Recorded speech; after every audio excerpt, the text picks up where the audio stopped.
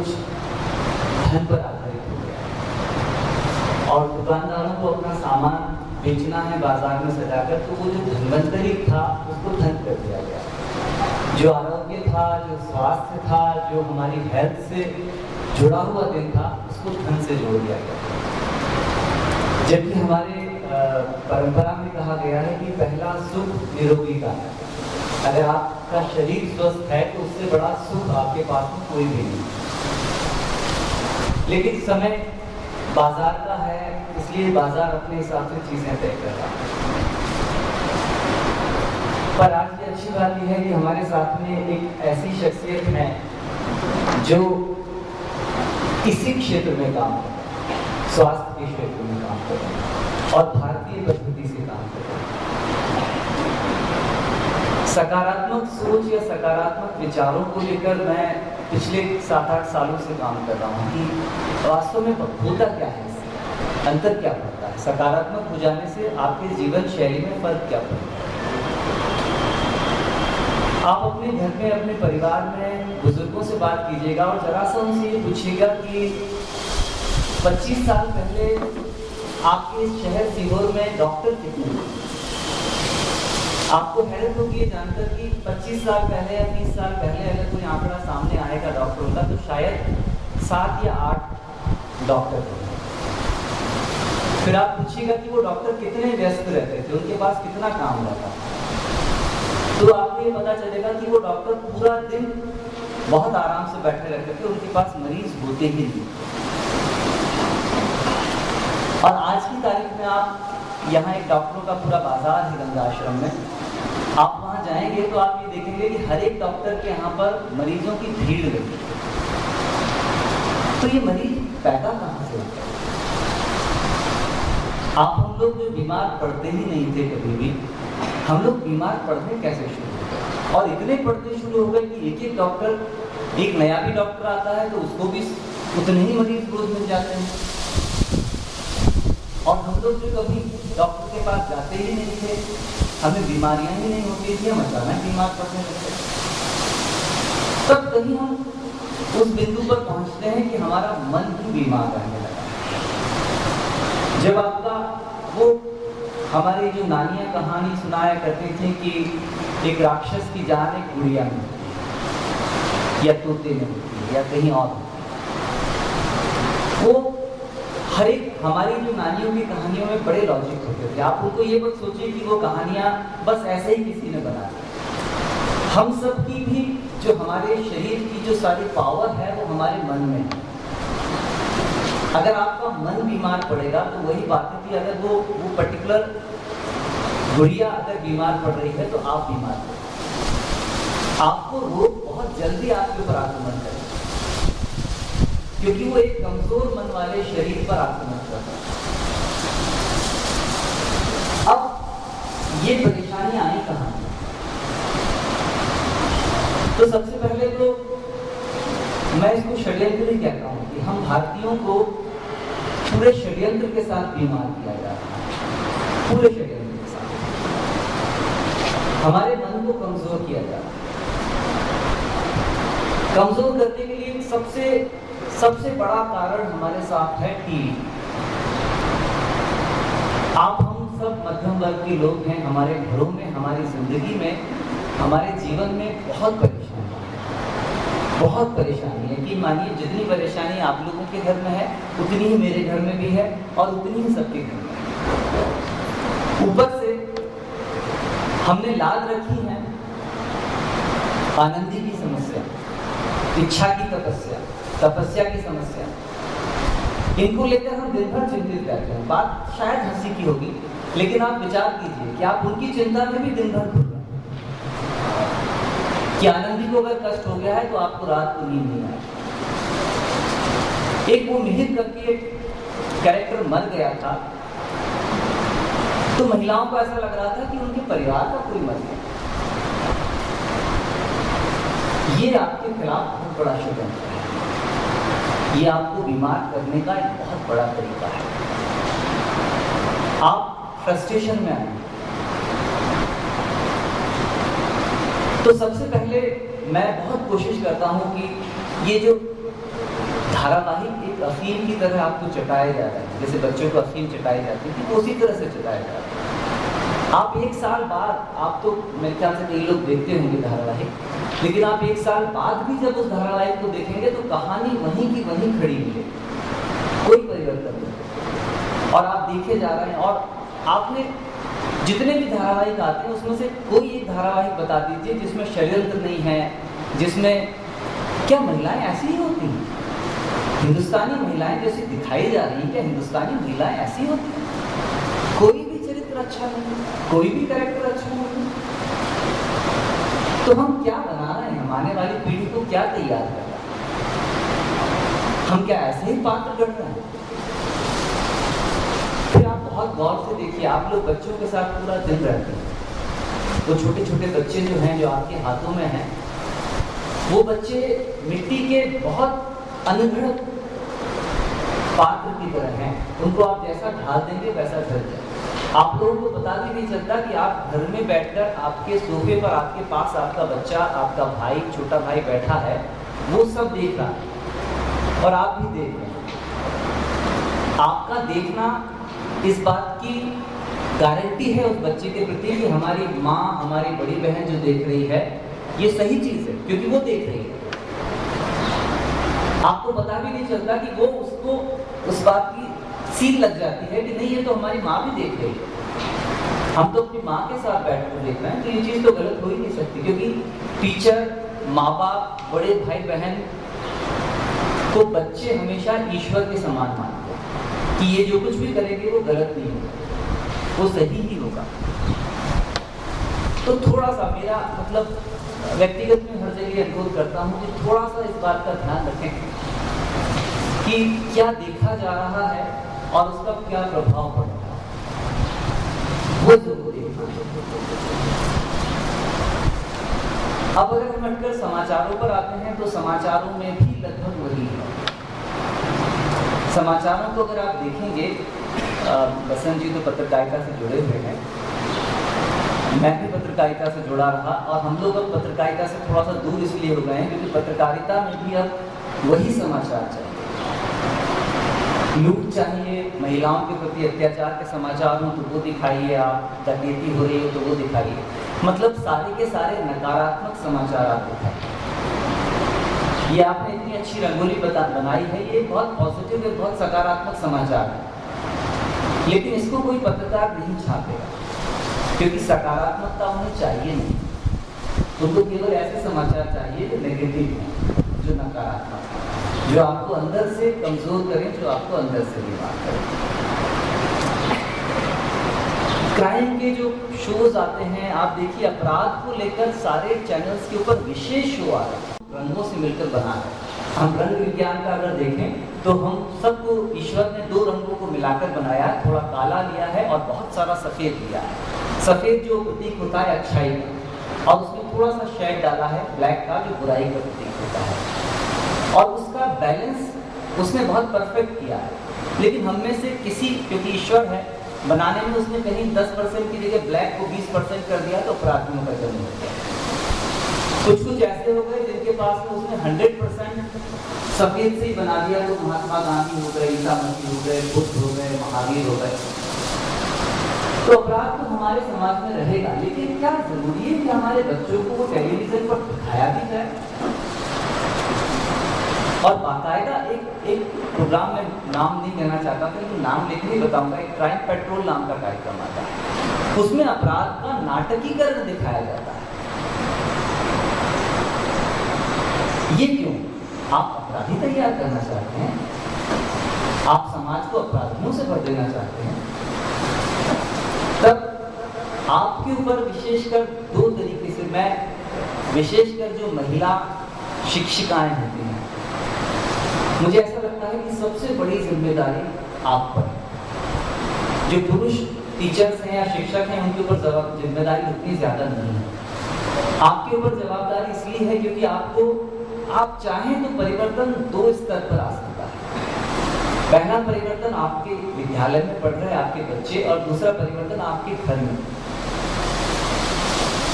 और मुझे ऐसा लगता है कि पुरुष अब इस देश में या इस समाज में कोई परिवर्तन नहीं ला सकते। इस देश में या इस समाज में जो संस्कारगत परिवर्तन जिनकी हम बात करना चाहते हैं वो महिलाएं ला सकती, दोनों स्तर पर, शिक्षक के रूप में भी और घर में एक गृहिणी के रूप में। थोड़ा सा मैं कहता हूं कि हम रातों रात बहुत सारी चीजें नहीं बदल सकते।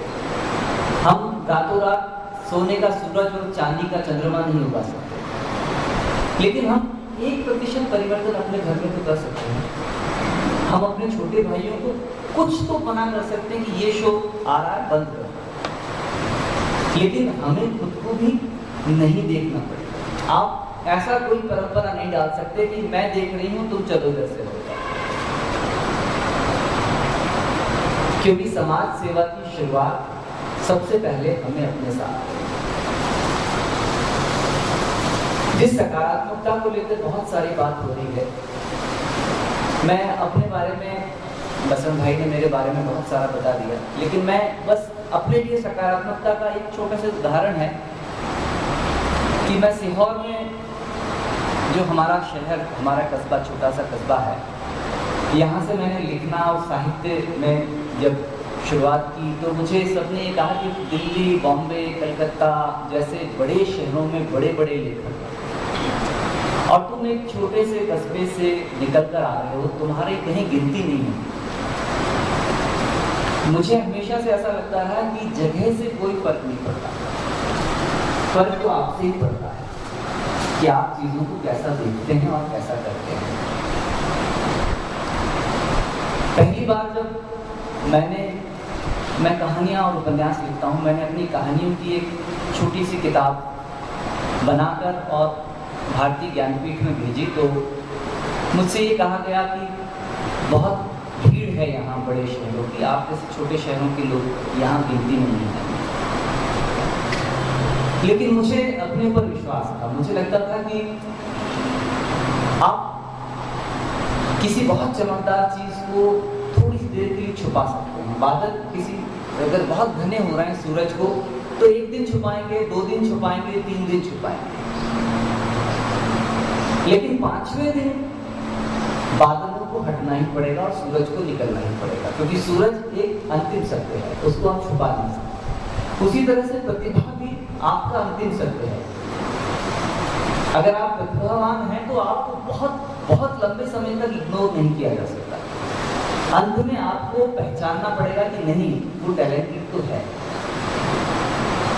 और इस संघर्ष में हम देखते हैं कि हम हारते हुए महसूस होता है कि हम हार रहे हैं, कि हम ये लड़ाई हार रहे हैं, लेकिन आखिर में हम जीतते हैं। जैसा मेरे साथ हुआ कि उस बहुत बड़े कंपटीशन में आखिर में एक दिल्ली वाले ने पूरी ताकत लगा दी, सोर्सेस लगा दिए, मैनिपुलेशन कर दिया, सब कुछ कर दिया, उसने पूरी शक्ति लगा दी। लेकिन निर्णायक को आखिरकार ये कहना पड़ा कि नहीं, पंकज सुंदर की कहानियां इतनी अच्छी है कि हम उसको इग्नोर नहीं कर सकते, उसको तो हमें साथ देना पड़ेगा। तो ये मेरी सकारात्मकता है। मैंने महर्षि अरविंद को काफी पढ़ा है। महर्षि अरविंद ने इच्छा की बहुत अच्छी परिभाषा दी है। हमारे अंदर जो इच्छा होती है उसको लेकर बहुत अच्छी परिभाषा उन्होंने दी है, और इसको हमेशा याद रखिएगा, मैं हमेशा याद रखता हूँ। उन्होंने ये कहा है कि उनसे किसी ने पूछा, महर्षि अरविंद हमारे समय के बहुत बड़े दार्शनिक हुए, उनसे किसी ने पूछा कि इच्छा क्या होती है, और ये इच्छा वाली बात जो मैं विशेष बता रहा हूँ कि यही पूरा का पूरा जो घटना है, इसको हमारे राष्ट्रपति कलाम साहब ने अपनी जीवनी में भी उल्लेख किया है कि महर्षि अरविंद ने ऐसा कहा। उनसे पूछा गया अरविंद जी से कि इच्छा होती क्या है, तो उन्होंने बड़े अच्छे शब्दों में कहा कि हम सब, हमारा जो ये शरीर है, हमारा जो बॉडी है, ये एक्चुअल में उस समय मोबाइल जैसी कोई चीज की कल्पना नहीं थी जब अरविंद थे। उन्होंने कहा कि ये एक तरह का डिवाइस है, एक तरह का इंस्ट्रूमेंट है, और इस डिवाइस के अंदर एक छोटा सा कार्ड लगा हुआ है जो ईश्वर का है, जिसको ईश्वर कंट्रोल करता है। और वो जो डिवाइस है वो रोज रात को जब हम सो जाते हैं तो हमारे पूरे दिन भर की सारी चीजें मैसेज कर देता है ईश्वर के पास कि इस आदमी ने दिन भर क्या क्या करने की इच्छाएं की,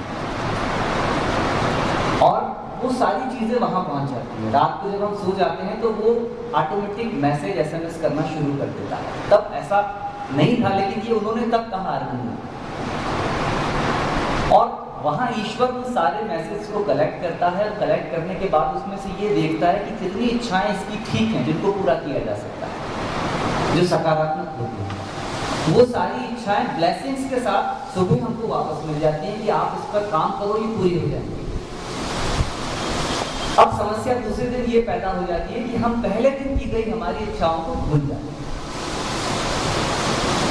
वो एक फिल्म में शाहरुख ने जो डायलॉग बोला है कि आप किसी चीज की इच्छा करते हैं तो सारी कायनात उसको आपके लिए, वो महर्षि अरविंद द्वारा कही गई बात का एक बहुत फूहड़ संस्करण है, क्योंकि फिल्मी बातें फिल्मी गलत तरीके से की जाती हैं। अब आपने दूसरे दिन अपनी कल वाली इच्छा को भूल गए, जबकि उसके ऊपर जाएंगे ना। और हम जीवन भर कभी गुलाब के फूल को पसंद करते हैं, दूसरे रोज उठकर गेंदे का फूल पसंद आ जाता है, फिर कमल का फूल पसंद आ जाता है। हम कहीं स्टैंड नहीं करते, हम कहीं स्टैंड नहीं करते कि हमें राइटर ही बनना है।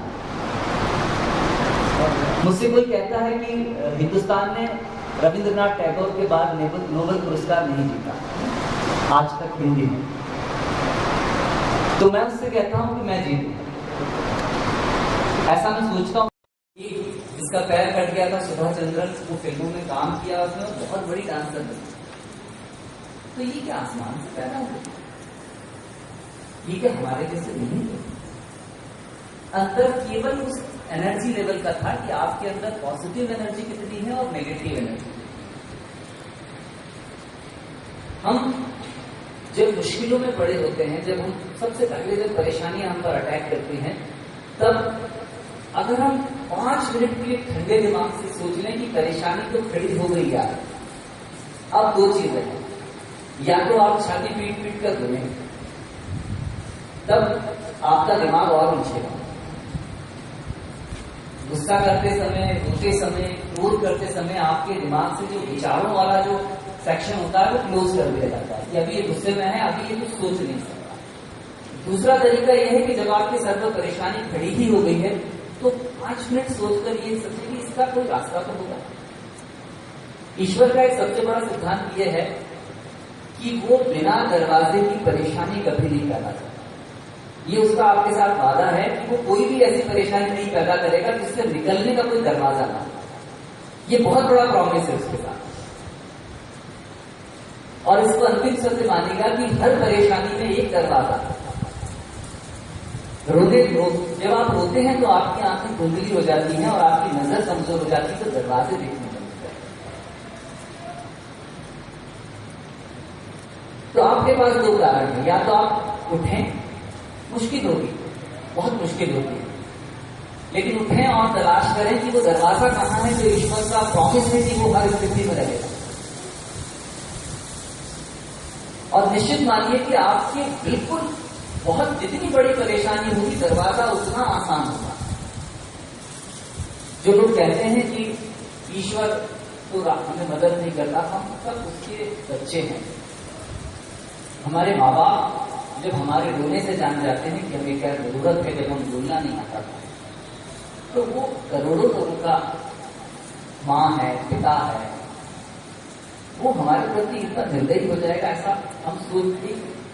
उर्दू में शेर है, उसका अर्थ ये है कि कुफ्र कहा जाता है उर्दू में। अगर आप ईश्वर को नहीं मान रहे हो, अगर आप ईश्वर पर विश्वास नहीं रख रहे हो, नास्तिक हो, तो उसको कुफ्र कहा जाता है। तो उर्दू में ये कहा जाता है कि अगर आप ईश्वर की दया पर विश्वास नहीं कर रहे हो तो आप बहुत बड़ा कुफ्र कर रहे हो, क्योंकि वो आपके ऊपर आखिर में दया करेगा। लेकिन वही बात है कि आपके अंदर जो उसने सिम कार्ड डाला रखा है, वो सिम कार्ड उसको मैसेज टाइम पर भेजता रहेगा और आप अपने आप को सकारात्मक बनाएं। इन दिनों हमारी सबसे बड़ी परेशानी यह है कि हम अपने सुखों में सुखी नहीं है, हमारे पड़ोस में जो आदमी सुखी है उससे दुखी है। आप सोचिए इस बात पर कि अगर आपके पड़ोस में एक अच्छी गाड़ी आ जाती है, हम पता नहीं क्या होता है कि हमें लगता है कि गलत,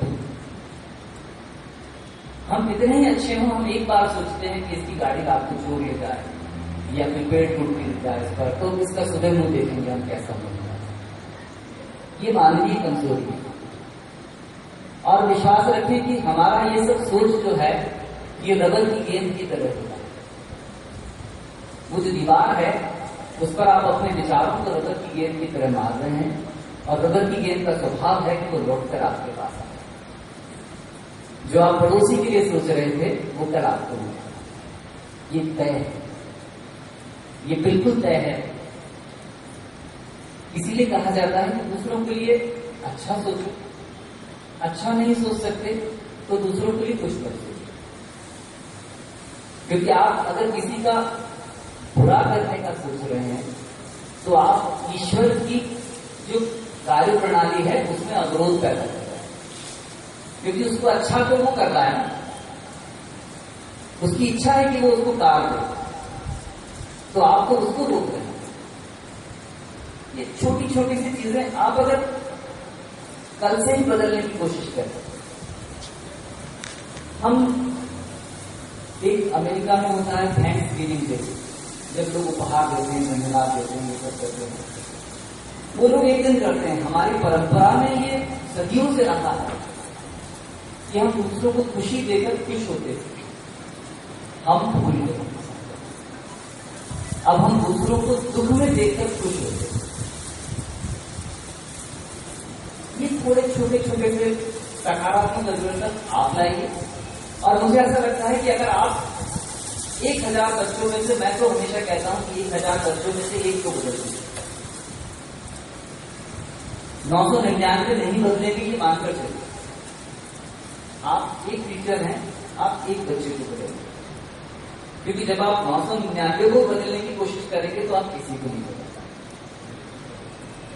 किसी एक पर काम करके उसे बदलिए, उसे सकारात्मक बनाइए, अपने आप को सकारात्मक बनाइए। और ये ध्यान रखिए कि मुश्किल कितनी ही बड़ी होगी वो खत्म तो होगी। 4 दिन बाद, 5 दिन बाद, 6 दिन बाद जब आप सोचेंगे, तब आप, कई बार ऐसा लगता है कि मैं उस दिन सड़क पर साइकिल से गिर गई थी तो मैं वहां रो रही थी, तो इतना बुरा लग रहा था। अगर मैं नहीं रोती तो शायद अच्छा रहता। मैं थोड़ा सा स्ट्रांग होकर उठती, साइकिल लेकर चली जाती तो मेरा एक अलग इमेज बनता। लेकिन वो बेवकूफी अपने को याद आई 5 दिन बाद।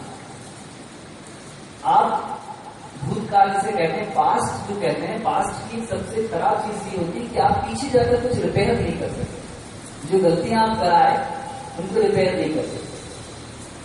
तो कोशिश ये करिए कि गलतियां हुई ना। और सबसे ज्यादा सकारात्मकता की जरूरत पड़ती है जब आप परेशान होते हैं। और ये मानकर चलिए कि उस समय आपकी पॉजिटिव थिंकिंग से अच्छा फ्रेंड, फिलॉसफर, गाइड आपको दूसरा नहीं मिलेगा। कभी बहुत विस्तार से मैं इस पर चर्चा करूंगा। मैंने बस केवल स्वास्थ्य से लेकर की क्या धन्वंतरी दिवस है। और मुझे हमेशा से ये लगता रहा है कि स्वास्थ्य का अच्छे स्वस्थ मन से बहुत फायदा है।